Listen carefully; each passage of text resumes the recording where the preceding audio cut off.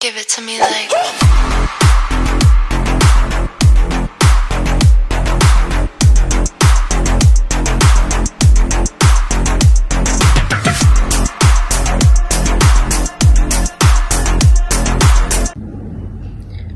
Korupsi adalah penyalahgunaan jabatan, wewenang, ataupun kekuasaan untuk kepentingan pribadi atau kelompok yang merugikan kepentingan publik ataupun kepentingan bersama.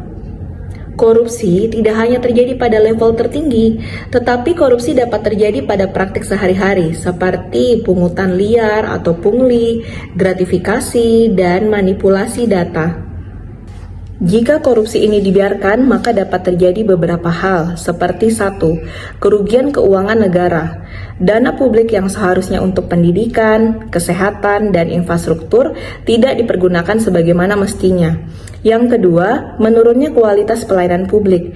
Pelayanan menjadi lambat, terhambat, berbelit, dan juga bisa berlaku tidak adil. Yang ketiga, terjadi ketimpangan sosial dan kemiskinan struktural. Kelompok rentan semakin tertinggal karena aksesnya dibatasi oleh praktik koruptif. Yang keempat, hilangnya kepercayaan masyarakat terhadap pemerintah.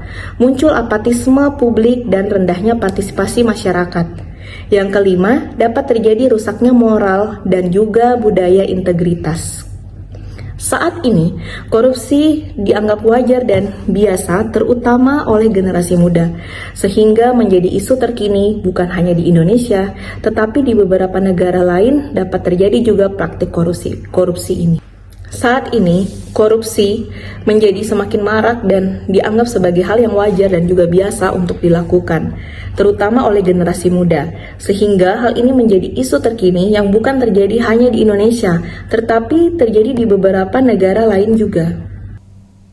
Korupsi bukan hanya soal uang. Korupsi tidak muncul tiba-tiba, melainkan dipengaruhi oleh beberapa faktor. Faktor yang pertama yaitu faktor individu, yang mana lemahnya integritas dan nilai moral. Yang kedua, gaya hidup konsumtif dan kurangnya pemahaman etika dan hukum. Faktor yang kedua yaitu faktor sistem dan tata kelola, yang mana pengawasan yang lemah, sistem birokrasi yang berbelit dan tidak transparan, dan celah regulasi dan penegakan hukum yang tidak konsisten. Faktor yang ketiga yaitu faktor budaya dan lingkungan, yang terdiri dari normalisasi suap dan gratifikasi, dan tekanan lingkungan atau atasan.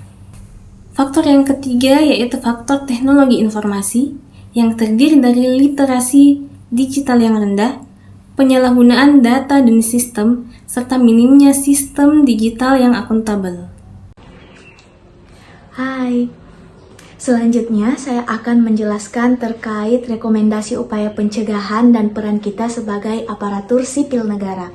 Ada dua hal penting yang akan saya paparkan, yaitu tentang tataran kebijakan dan yang kedua tataran teknis dan kehidupan sehari-hari. Untuk tataran kebijakan sendiri, yang pertama itu kita harus penegakan regulasi dan juga hukum yang tegas. Yang kedua, transparansi anggaran dan kebijakan publik. Yang ketiga, digitalisasi layanan publik. Yang keempat, pendidikan anti korupsi harus diterapkan sejak dini. Yang kelima, perlindungan pelapor. Dan untuk pada tataran teknis dan kehidupan sehari-hari, kita harus menolak suap, pungli, dan gratifikasi. Yang kedua, pelaporan praktik korupsi apabila kita melihat bisa melaporkan di kanal resmi. Yang ketiga, penebaran nilai kejujuran di lingkungan keluarga dan juga di kantor. Dan yang terakhir, memanfaatkan teknologi untuk transparansi.